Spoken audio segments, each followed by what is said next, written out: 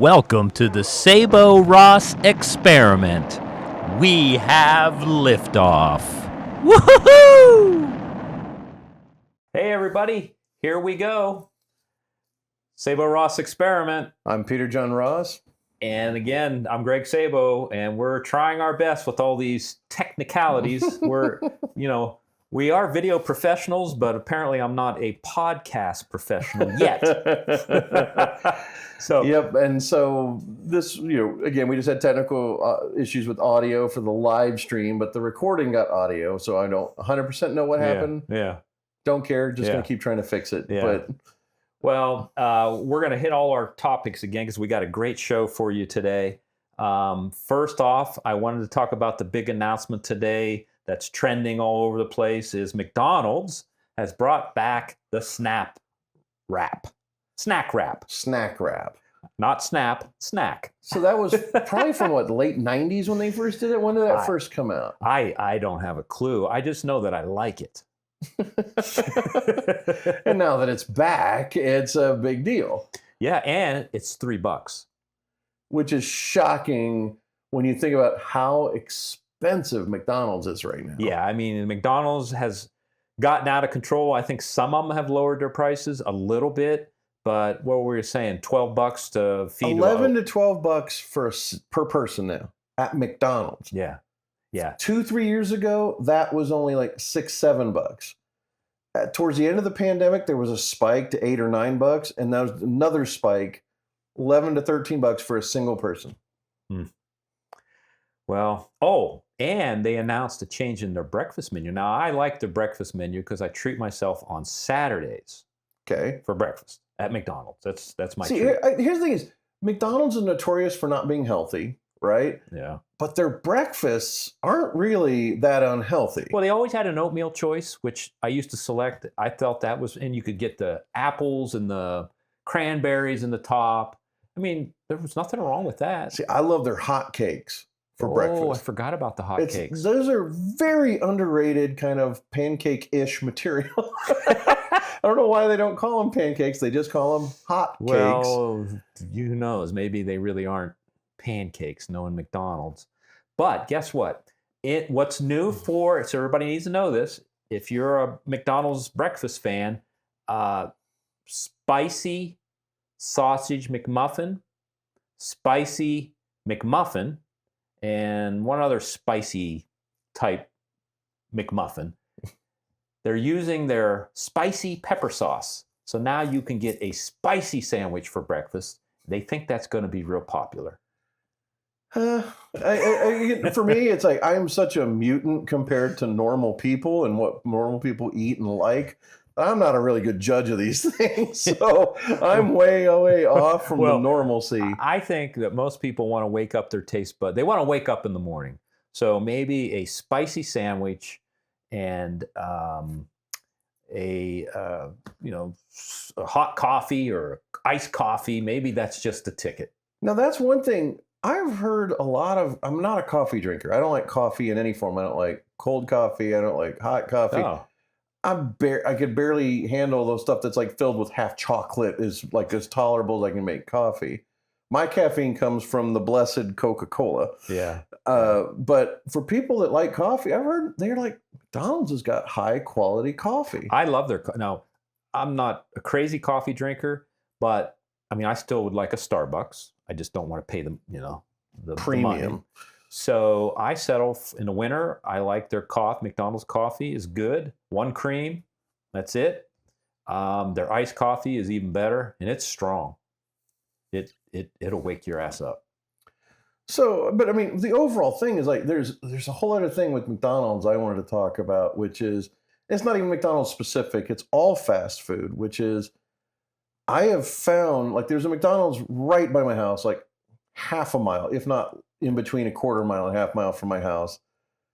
And when you go in to eat, it's shocking how you are basically ignored. You're supposed to use the app or press buttons on the thing. Yeah. If you go to the counter, you will have 6-7 employees look you in the eye and ignore you.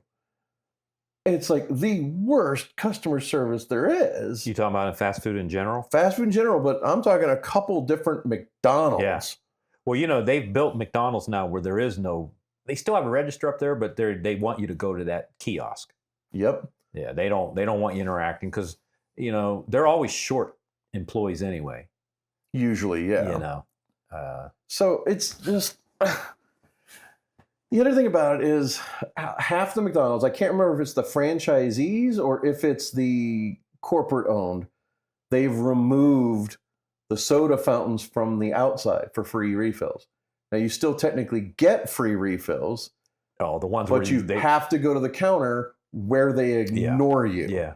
Yeah. So it doesn't make any sense. And I've found that there's 3 McDonald's near me, and 2 of them have removed the soda fountain outside.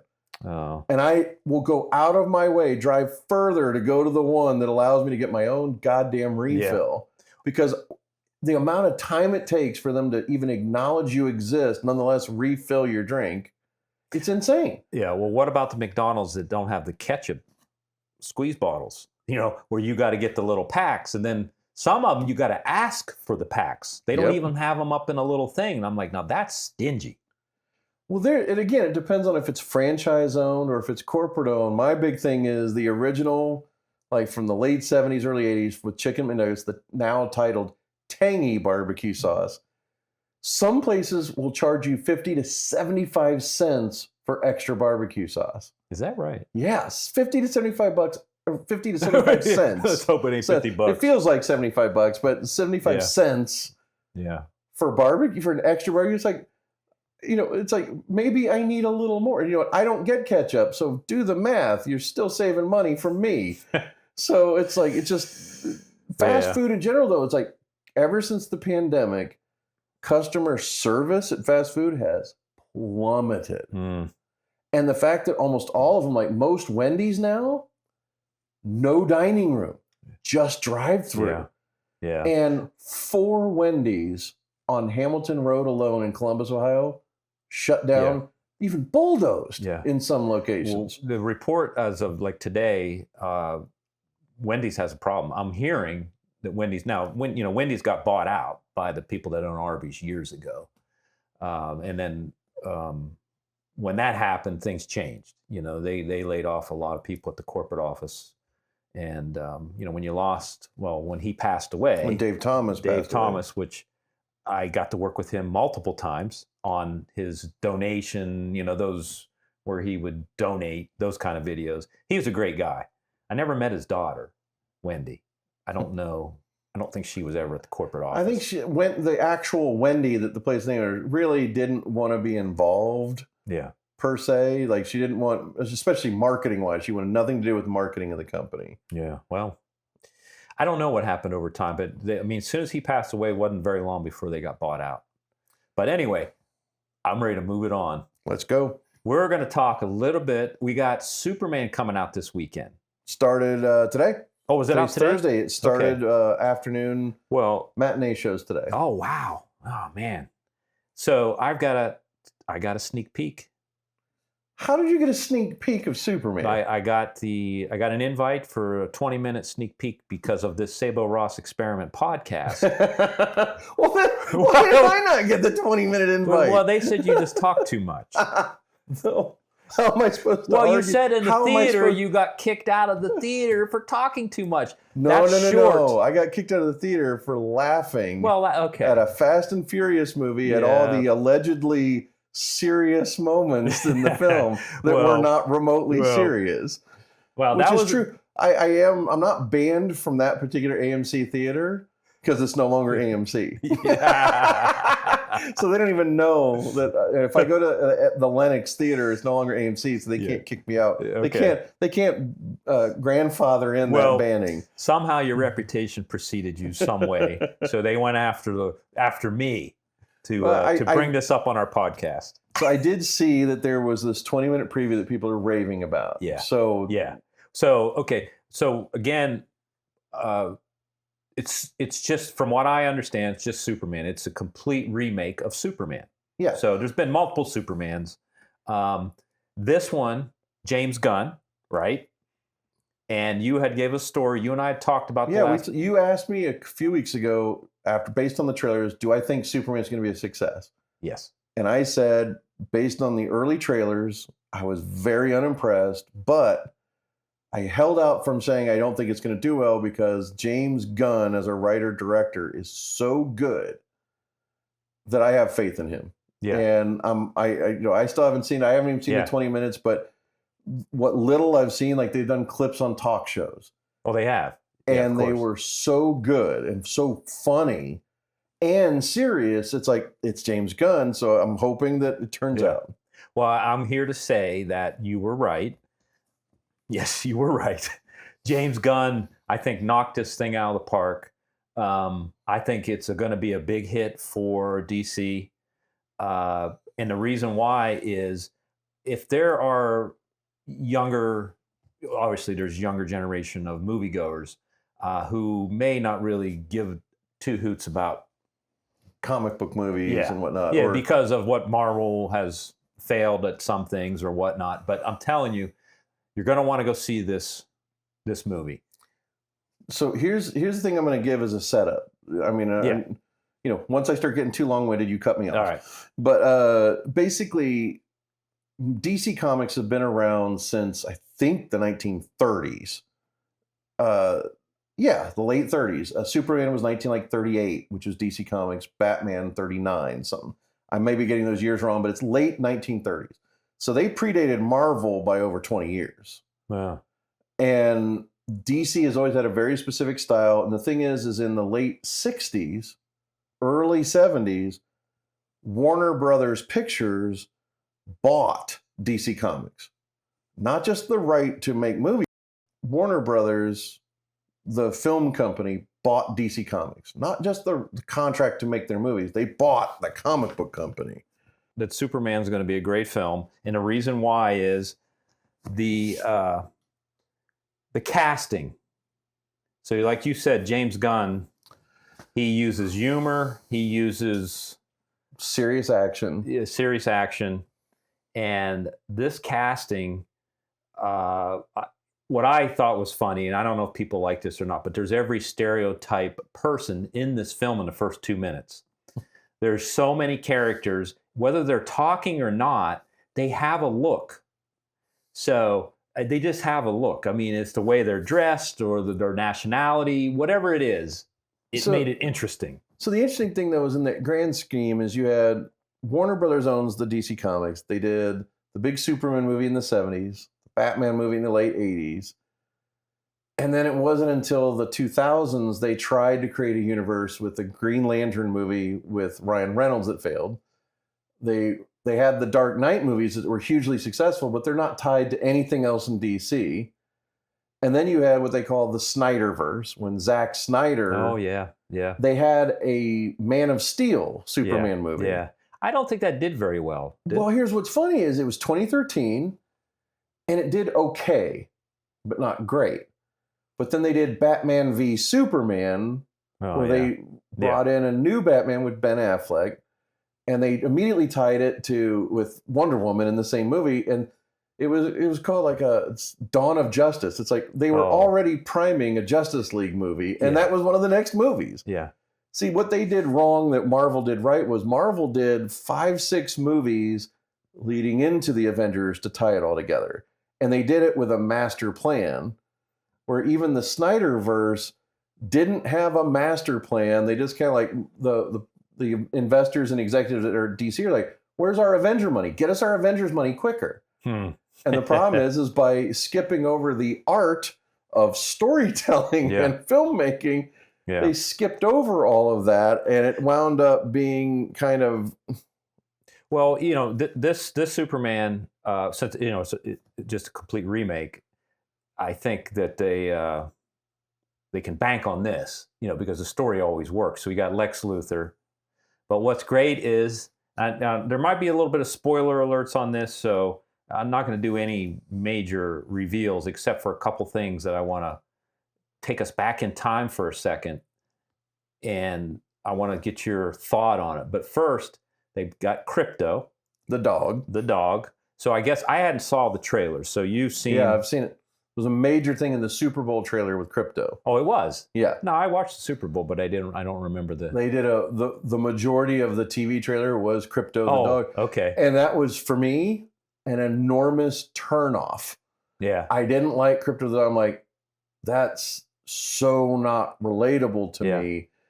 But I always held off. It's James Gunn. Well, I think his use of crypto. Now, again, I only saw 20 minutes. But what's really interesting on the whole thing is this theme. So I like to talk about the robots and humanoids and AI. I always want to talk about that. Well, he worked that stuff in within the first 2 minutes of the film. So he's right up there with the trends that are happening today, but brought it into Superman. Because this technology that's happening now is now, that really brings Superman current. Yeah. His weapons, his robots. Yes. They're in the trailers. We're not spoiling much because the robots that take care of them are in the trailers. And they're voiced by, at least 2 of them are voiced by actors from Guardians of the Galaxy. I was wondering about that. Yeah. Yeah. So they did that. But I think the whole point is now that kind of the Snyderverse thing ended, they were going places, but it just didn't fully gel. Warner Brothers hired James Gunn to not just do this Superman movie.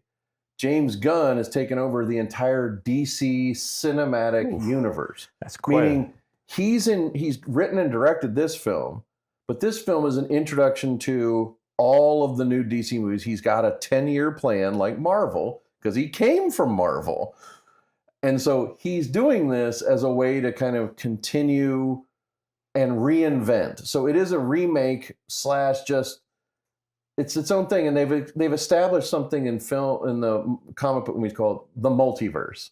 Yeah. This concept that there are parallel universes, which means if they really wanted to bring in Christopher Nolan's Batman, they could find a way to make it work. Well, didn't they do something where they brought in too many characters at one time and it was a flop?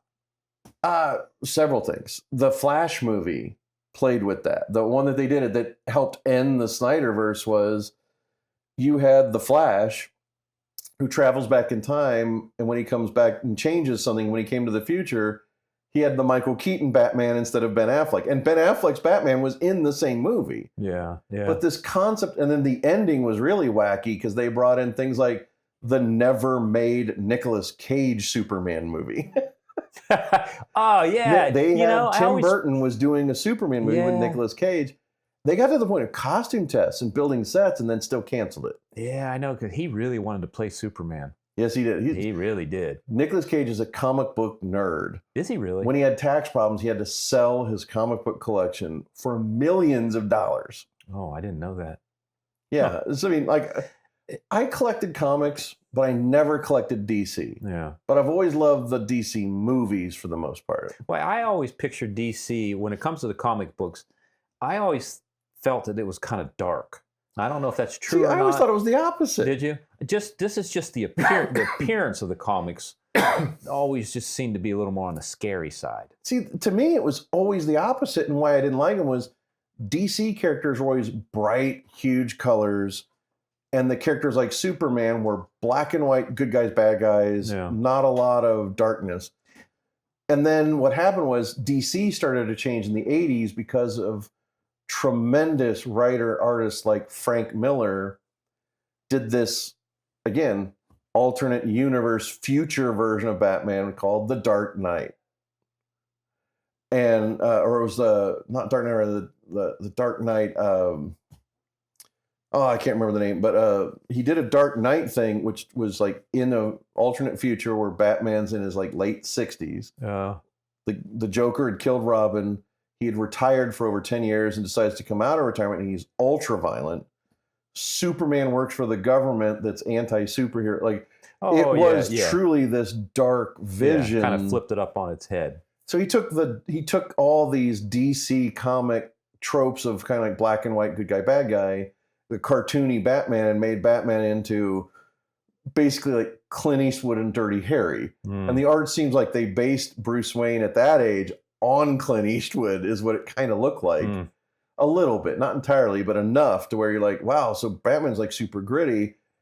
And then you started to see this pull towards darkness in DC Comics starting in the 80s, and it really just carried through to today. I see. Well, now there's a character. So again, since I didn't see the trailer, so this may not be a spoiler at all, but this character in Superman, the foe, so to speak, is Ultraman. Okay. Is that in the trailers? No. Okay. So big spoiler. But this is very interesting to me because I had to go back in my little noggin. As a kid, I loved watching a Japanese show called Ultraman. Yes. I loved Ultraman and all his moves, do.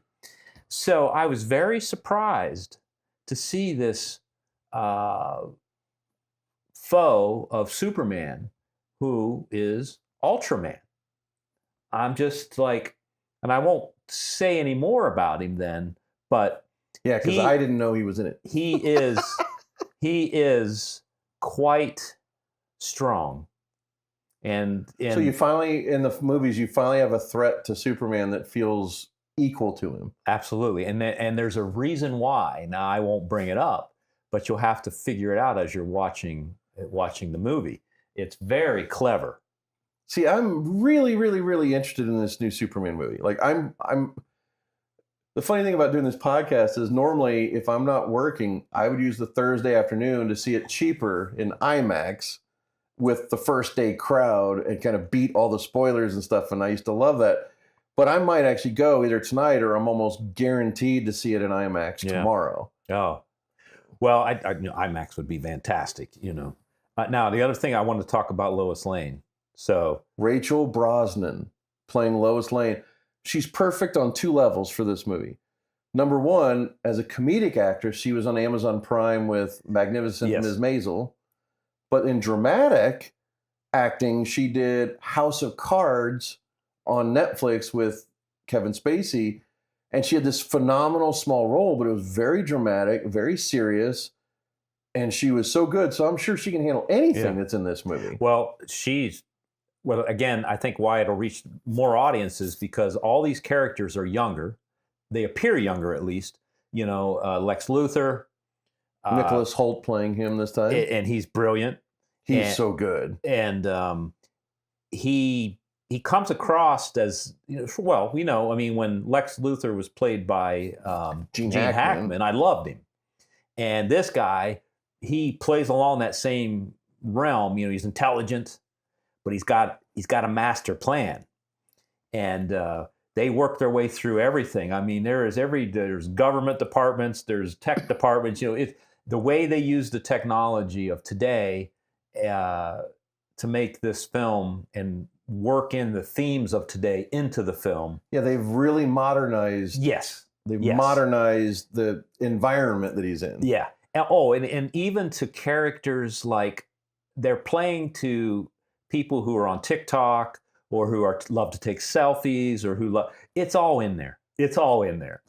See, the other thing is, I'm of that generation. I was 6 years old when the original Superman came out. So Christopher Reeve is my Superman forever in a lot of ways. Yeah. But I'm in a major minority here. Like, I'm in this infinitely small group of people that thought Brandon Routh in Superman Returns was excellent as both Superman and Clark Kent. But that movie is so hated that I don't understand why. It's like, I really liked it. It was weird to be kind of a sequel to the 70s Richard Donner movies and be yet also a reboot, restart, but continuation as well. And what I was most disappointed with was their Lois Lane, because she was, even though she might have been late 20s, Kate Bosworth, she was so young looking. It's like, it felt more like a kid sister than a wife and or mother. It's like, there was something off about Lois Lane in it. Yeah. It wasn't necessarily her performance. It was just her general look and feel was so young, it didn't fit. Well, the other thing on this one is Clark Kent.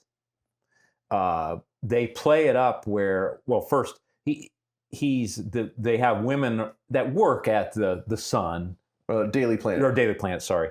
And, they're in love with Clark Kent.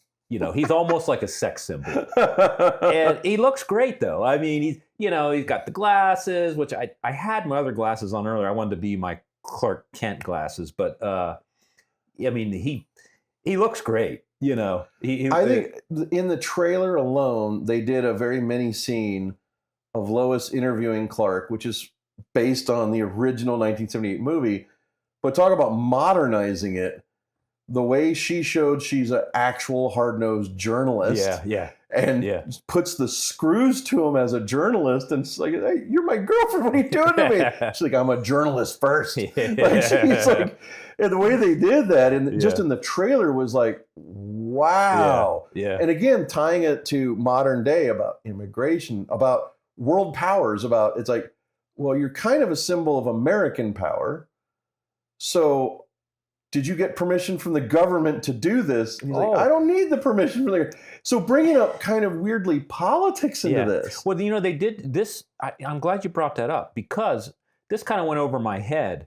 But the very beginning of the film, since I saw the first 20 minutes, what they base it on is Superman himself makes a decision between two countries that are fighting each other. He wants to help save the innocent people. And so he does it on his own without, he is a United States citizen, for lack of a better term. Yeah. And that's what kind of sets the stage for everything. Yep. That was very clear from the trailers. Yeah. And his foe, the name of the country, which I don't know, starts with a B. I didn't know how to pronounce it. Yeah, it's made up, but I didn't know how to pronounce it. But that part was a little bit over my head, but that is how they started out. And you have to pay attention because you'll miss it. You'll miss that part to understand, like, what the heck's going on, because it gets in, it's action right away. Yeah, and I like the idea of, again, modern day audiences, even very young people, are way more advanced than I was when I was a little kid. So the idea of, what does that do to foreign affairs? It's like that question occurs to someone under 10 today, where it sure as hell didn't occur to me when I was under 10. Yeah, that's a good point. I mean, they do have foreign affairs in this film, no doubt about it. So, the other thing that's kind of a metaphor is, think about what he is. He's literally an alien. Yeah.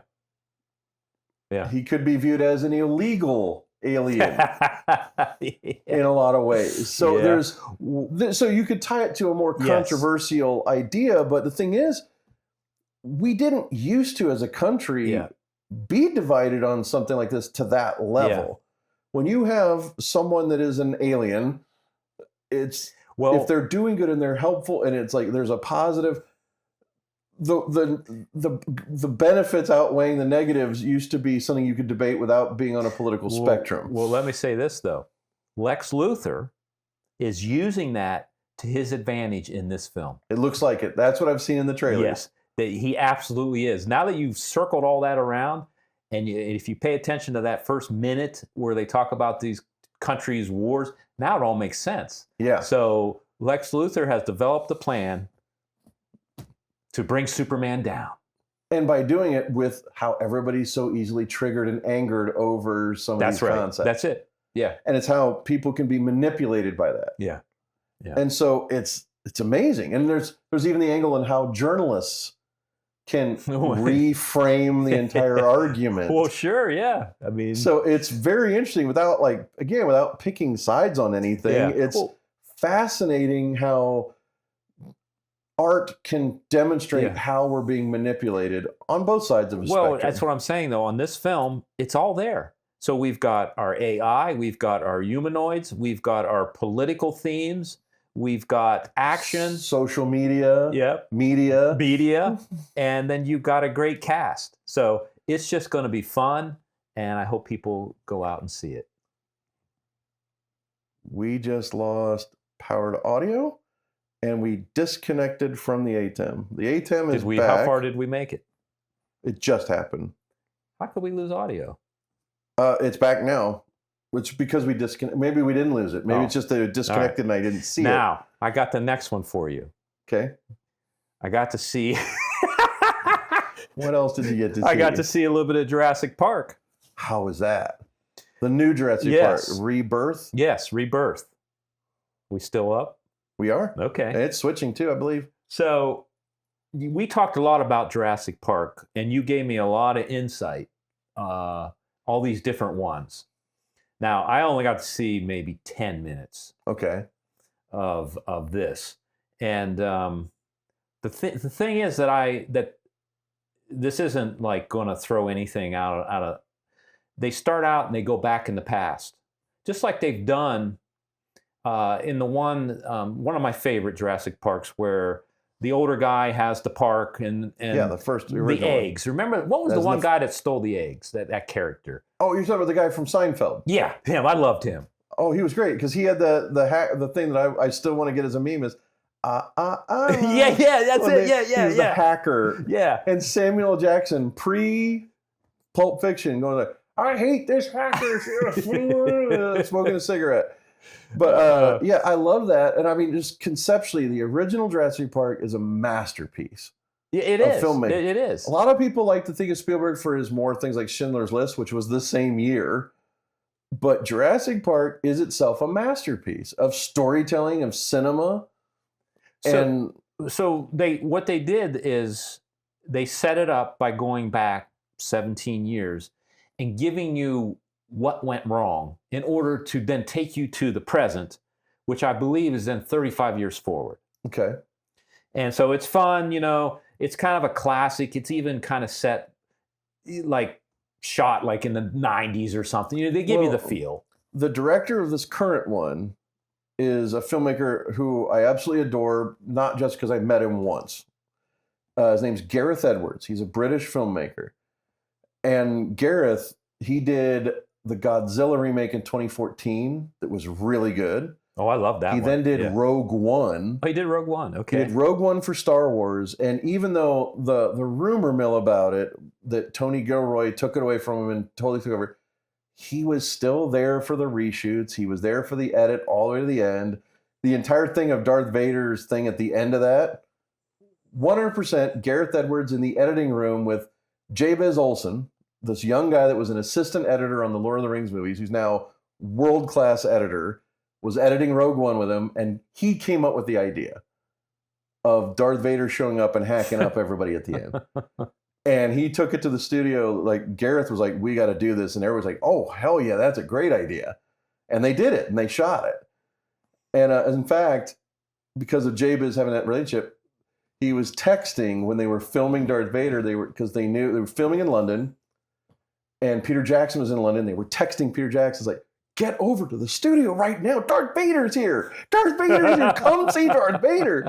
And so it was this great story of Gareth and Peter Jackson and Jabez were like doing this texting thing till Peter was on his way to the airport, canceled his flight. No kidding. To come over and see Darth Vader being filmed in a film. Oh my goodness. So Gareth Edwards, though, what's great about it is he did, his first film was this indie film called Monsters, right? And Monsters came out in 2010, and he shot it with a Sony or a Canon camera with the lens adapter, the real DSLR lens, little cinematic before look. DSLRs came out. This is 2010. So he had that attachment on. It was him, one assistant, the editor who stayed in hotel rooms, and the two actors. It sounds like something we did. That's it. Yeah.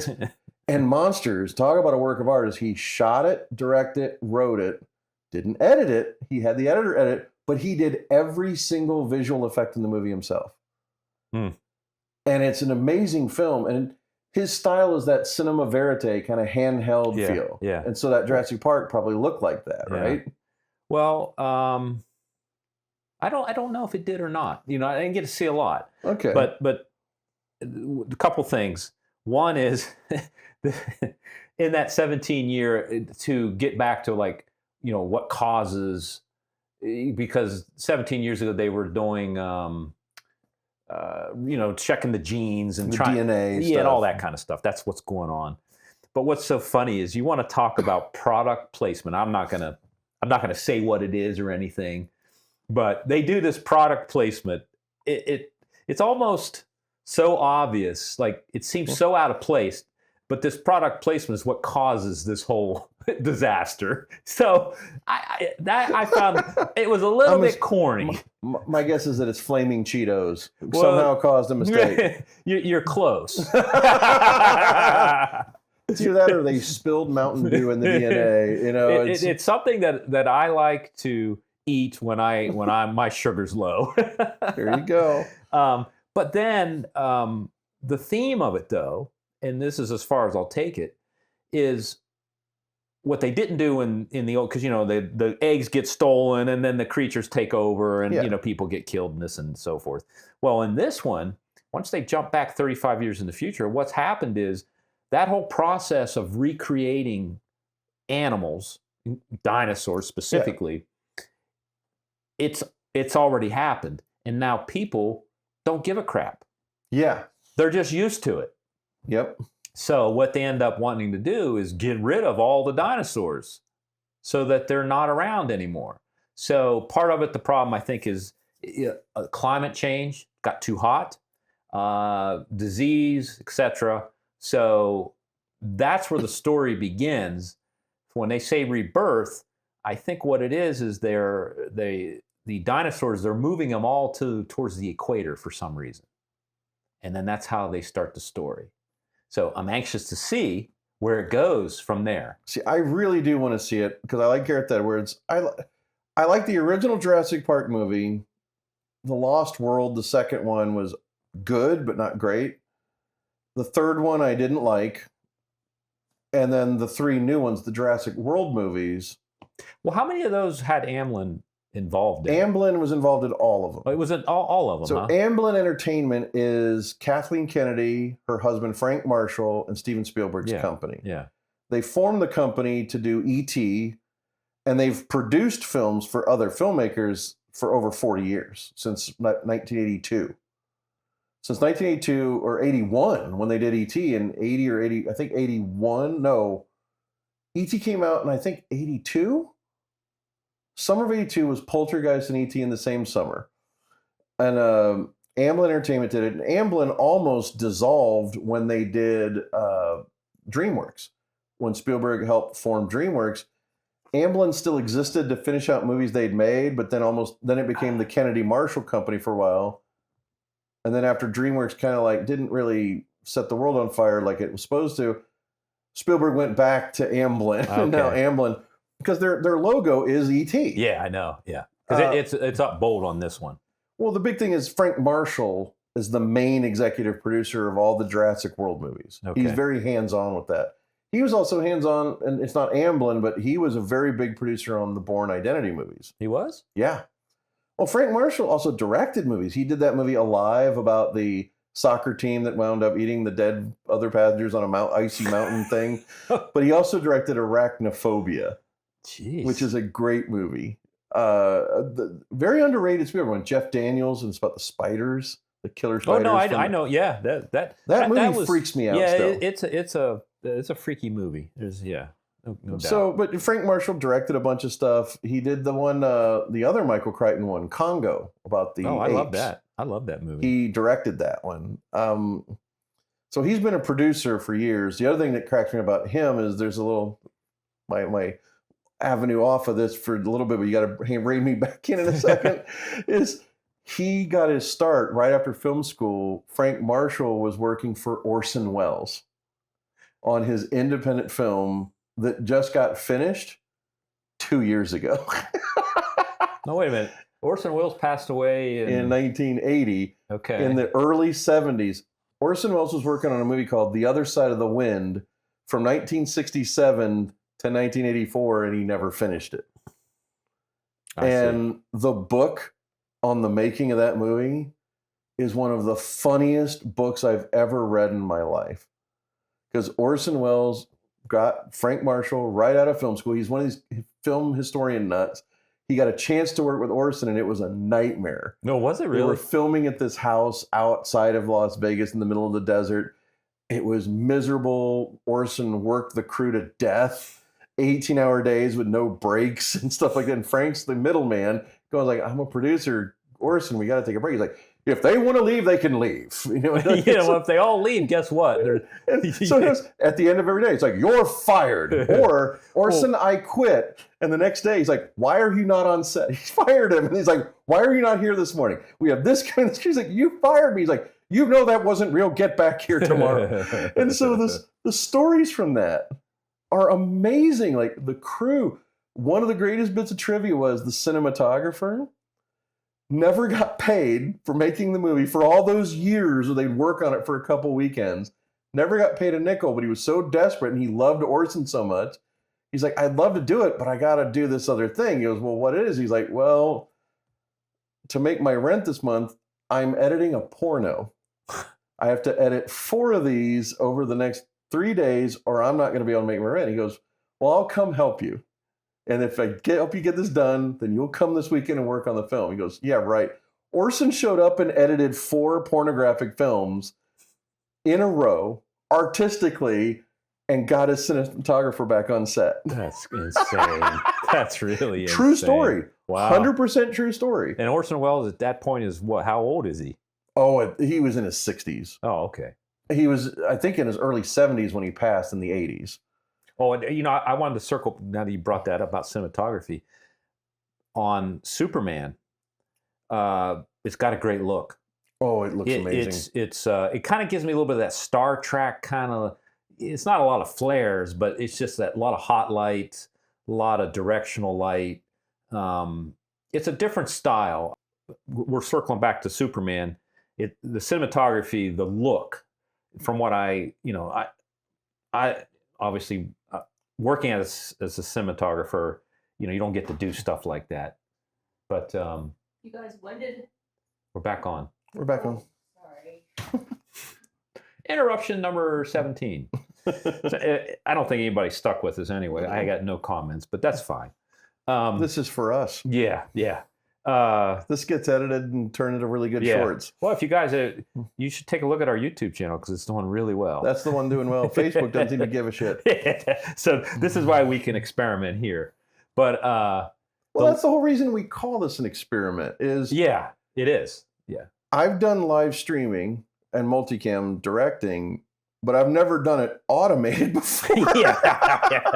So that was new, and I was really game to try. And it's like we've gone through. I mean, I don't think we've had the same audio twice, trying to figure out what works best. Well, I know. I mean, we are. I don't know. We're trying to do something on our own. There's just 2 of us here, and all this technology. We got 3 cameras. We got a dolly that's moving over there. We got microphones. We got a switcher that's over there switching itself. Automated at this point. Yeah. I mean, everything we're doing as a part of this experiment is joy because we're playing with the sun. Here comes the sun, so that your shoulder is going to be a little overexposed, and my left side my left side is going to get a little heat from that. But again, I like experimenting with the technology. I like experimenting with the art form. It's like using the technology to create something, to me, is always a joy. It's doing a podcast for both the audio and the conversation is good. And we get to combine it with our passion for cameras, cinematography, directing, editing. All of that comes into play. Yeah. And it's just, to me, this has been nothing but fun. And when we get to talk about topics that we both like. Yeah. Well, I'm trying to, I'm educating myself. So you've helped me. I kind of forgot about all the films and all the things. Sometimes, I like to just do it for entertainment, and I don't want to. My wife used to always yell at me at the theater because I already knew what was going to happen in the next scene. They're predictable. Yeah. Movies are predictable. Well, they're predictable because we make movies. Yep. So there's always a certain theme. Well, there's the whole, to me, the point of a film is that you want that voluntary suspension of disbelief, meaning you sit down, you want to forget you're watching a movie. Well, that's where I'm at now. And that's good that you can get back there. I've always been able to do that if it's a good film. Well, if it's a good film, you get immersed in it pretty quickly. You're right. I think I was watching, what was I watching that was, part of the, I was going to ask you about this anyway, part of the AMC. Did you ever watch Walking Dead? Did you like that? Here's the funny thing about The Walking Dead, which was I was late to the party, like by 3 seasons. And I'd always wanted to see it because Frank Darabont was the original creator and showrunner, the guy who did Shawshank Redemption. Oh, shot in Mansfield. I got a story for you about Shawshank. We'll come back to that. So big thing was, I did get into The Walking Dead. I've watched the entire series all the way to the end, even though I like Walking Dead, but I think it was a little overhyped. But it was good enough that it kept me hooked all the way to the bitter end. Well, what about the spinoffs? This is where I've watched all of the spinoffs except for the most current one, which is Dead City Season 2. Yeah. I haven't seen it. Oh, another thing I didn't finish. I really loved, I thought the best spinoff by far was Daryl Dixon. Yeah, it's great. In France. Yeah, yeah. It was the most interesting, unique, and well done. I watched 15 minutes of Season 2, and I've never gone back to it, and I forgot it was made. Oh, well, Season 3 is coming out here soon. And they went to another country. Good. They brought Carol back, too. Yeah, Carol's in it as well. So Carol's in Season 2. Anyway, so I'm watching Dead City right now. Season 2? Season 2. I watched all Season 1. Because I actually enjoyed Season 1, and now I'm starting to become more of a fan of Negan and the actor, Dean. Jeffrey Dean Morgan. Yeah. At first, I didn't like him, and the reason why I didn't like him, they're the ones, he went, and when they made The Courier, when they stole my film, and I'm going to say they stole it, all of a sudden, I had Joe Casana. He's in the movie business, and great guy. He worked as a grip, or he worked in that grip department, whatnot. He came up and helped me out one day on the film when I had a real big scene. A lot of guys came up and helped out for free. So Joe Casana leaves Ohio, and back then Louisiana was real hot. And it still is. Big tax incentives. Yeah. So he calls me up and he says, "Hey, I'm on this movie, The Courier, and it's got Jeffrey Dean in it." And I'm like, "Well, who the hell's Jeffrey Dean?" You know, I didn't know. And he says, "Yeah, it's just like your movie." Same name, similar plot. I was like, so I tried to watch it. It wasn't very good. Mine, I mean, it's obviously better than mine, but now after a while, I'm starting to like him. And I don't know why. I like Dead City. But my point of it all was, in that whole predictability, I find the Walking Dead franchise, you always can pick out the person who's just going to be there for 5 minutes, who's going to just get bitten. But I love the fact they were willing to kill off lead characters all the time. Yeah, that hurt though, and some of those characters, you're right. They hurt bad. Yeah, because what's the one guy who's got such a great career now, who played? He was in the original Walking Dead. He got killed off, and it hurt when they killed him. He was he played in Daredevil. That series on, if it was HBO or whatever, or no, Punisher. Sorry, Punisher. The lead guy. Yes. He was only in the first season and a little bit into the second season. He was his best buddy. His best friend, Shane, was the character's name. Yes. Yeah, you're talking about the guy who plays the Punisher on Netflix and now back on Marvel and Disney with Daredevil. He's doing so good career-wise. I mean, and the thing is, he took that character from there. I mean, he developed that where he's this tough guy, could take a beating, and he's a little bit psycho, and I mean, he's great. He was really good in Walking Dead, playing the best friend that I thought my best friend was dead. I'm now having an affair with his wife, thinking my best friend was dead, but I'm jealous, and that's now going to be my daughter. Oh. It's like everything he did, and then the way he shifted on the show from guilty best friend to shaving his head down and becoming kind of like, I'm going to try to kill my best friend now because I'm jealous. It got dark. It was really interesting. Yeah. Yeah. I mean, that show had some when they had all those characters, that show had teeth. Yeah, I don't think we talked about this once before, but one of the most interesting things about Walking Dead was how Frank Darabont, the guy who did Shawshank, the second to last season of The Shield, he was a guest director. The final season, he was a rotation director that did multiple episodes. And then when he went to do this feature film called The Mist, he hired the entire camera crew from the Shield on their summer break to work on his feature because he's like, these 2 camera crew, well-oiled machine. This is going to be awesome. This is going to go like this. And it did. And they shot The Mist, another Stephen King-based thing. Yeah, scary. And after The Mist, he got Walking Dead. The Shield is over. It's AMC. It's an AMC television crew. He brought all of them over. Oh, is that right? And 7 or 8 cast members from The Mist are in The Walking Dead. Is that right? Yeah.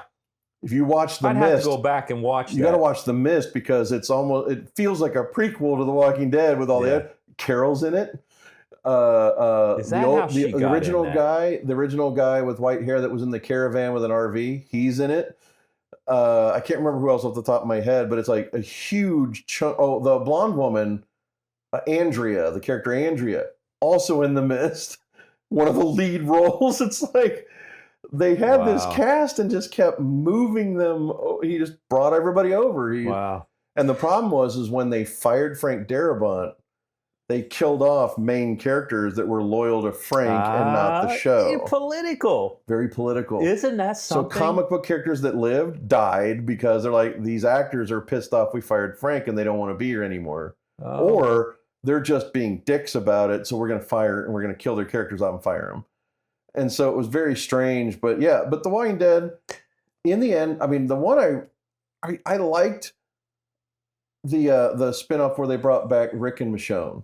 Yeah. The ones, you like that? The ones who lived. I liked it, but I felt like the problem was it was originally intended to be 3 high-budget feature films. Yeah, that's the thing. And the problem became it showed that they had huge ambition and no budget. Yeah.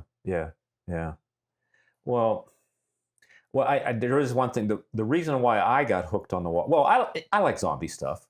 You can't go wrong, right? I'd like to make a zombie film, but you got to have effects and all that stuff. But I like classic cars. And the very first episode of The Walking Dead, it's like a 68 or 69 GTO.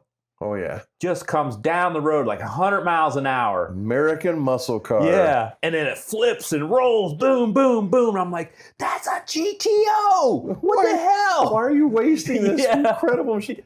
But luckily what they probably did is just build a frame out to blow it up. It's hard to say. But I mean, right then and there, I was hooked. I was like, I got to see what's next. See, I thought the first 2 seasons were so damn good. Yeah. They were. First 2 seasons were just brilliant. And the thing is, I completely disagree. Is like Jeffrey Dean Morgan, I don't remember much before 2009 and The Watchmen. He played that character as a comedian, and I remember him being so good in that. But then I thought everything he did with Negan was like he just chewed up the scenery. And I can't see him as any other character. That's the problem now. Is like I can't see him as anybody else now. Well, he's got a TV show. You believe that? Yeah, on NBC. But he's going to be Negan as far as everybody sees. Well, I don't know. I've seen 500 promos. Guess Where I Am, something like that. I don't know if you've heard. No. You basically, it's a TV show based on they bring a bunch of people in, and they land them somewhere, and you've got to guess where you are. And if you guess wrong, you're kicked off the show. That's the theme. So I couldn't believe it. He went from Dead City to a talk show, or not a talk show, but a game show. A game show. Reality game show. Yeah. Crazy. So do you know what else, though? Did you watch ever on the Netflix series Squid Games? Oh, yeah, of course. Did you watch the final season that they just did? Yeah. So many people are upset about the ending of Squid Game Season 3 because it didn't resolve everything, especially between the 2 brothers. Yeah. Like that's entirely left unfinished. And then they lay up the American spinoff with Kate Blanchett, of all people, showing up. That's powerful. Because they're going to see it. And David Fincher is producing and directing the American Squid Game spinoff. I didn't know any of that. That's going to be good. It's Fincher. Yeah, oh my God. But the thing is, I thought Squid Games was very powerful. Like the second season, I had a minor quibble. So it's not much of a spoiler, but the guy who recruits, they have people following him, and he goes to a park where there's a bunch of homeless people. Right. And he offers them either a sandwich or a scratch card, lottery card. ticket. Yeah. Every single one of them takes a lottery ticket. Yeah. And it's kind of like, well, the metaphor of the show is no longer a metaphor when you're telling us straight out what you're saying. But it was at the same time, it was like, I would normally quibble about it, but I'm like, but it was so well done because he then takes all the sandwiches and stomps on them and says, you're all idiots. Yeah. And so to me, it was like, that is not only, that's the metaphor of the show done as a literal statement. And yet it was so powerful. And that was the whole point, is that it's like the selfishness of humanity and people. It was very interesting. Yeah. And I just thought Squid Game, and then the idea of the games and the park. I had written a screenplay in 1997 called Murderland. It was very similar, set in the abandoned subway tunnels of New York. Now, they didn't rip me off or anything like that. Nothing. It's very different concept and so much better done with what they did with Squid Games than what I wrote. But I loved this idea of those games, the colors, like almost like you're in a Korean version of Disneyland feel. And there was just something visceral about the blood. Every time they'd show blood, it was just so jarring. Mm. And that's what made that show so good to me. Squid Games was, well, it's another level. Yeah, it is. I mean, wasn't expecting it, I mean, not at all. But, and I think. Well, let me, did you watch it with subtitles or English dub? I think the first season I watched subtitles. See, I only do the subtitles. Yeah. It's sometimes I'm not quick enough. That's, it just depends. But I had to watch season 2 without, because I just wanted to watch, Yeah. I didn't want to have to be distracted to have to read. But I mean, subtitles can make things very interesting. I mean, I do like doing that. Yeah, I'm generally against subtitles unless it's a foreign film. One of the only exceptions is the movie Tenet. Tenet, I have to watch with subtitles because the audio mix is so weird.